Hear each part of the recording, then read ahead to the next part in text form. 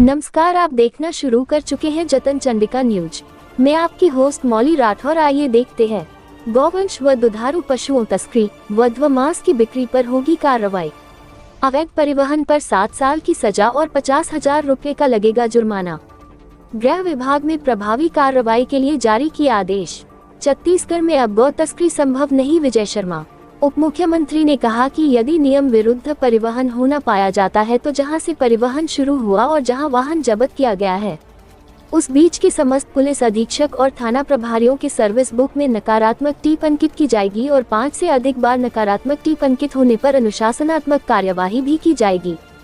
यदि किसी पुलिस अधिकारी कर्मचारी की गौवंश के वध तथा गौवंश व दुधारू पशुओं की तस्करी, अवैध परिवहन की कार्यवाही में किसी प्रकार की शिथिलता व संलिप्तता पाई जाती है तो उनके विरुद्ध कठोर दंडात्मक और विभागीय कार्यवाही की जाएगी।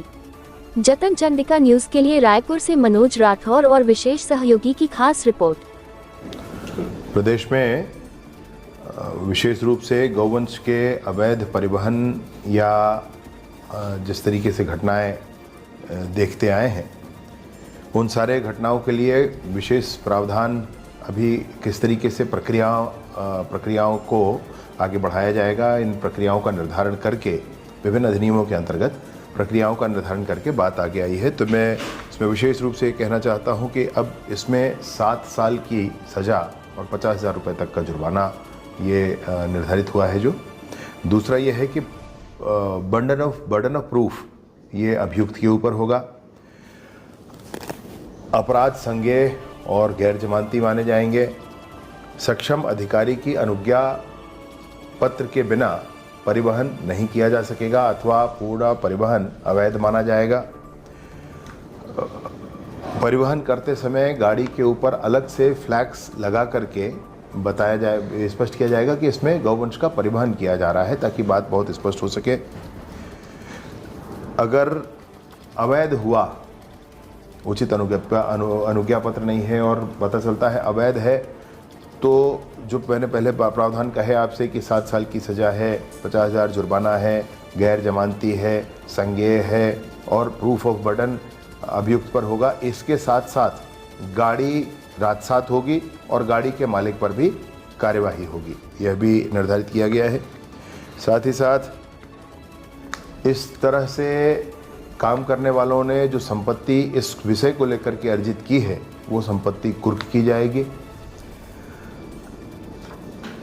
इस पूरे अभियान को, इस पूरी प्रक्रिया को सुनिश्चित करने के लिए, इस पूरी प्रक्रिया नीचे तक उतरे, इसके लिए जिला स्तर पर राजपत्रित अधिकारी ये निर्धारित किए जाएंगे।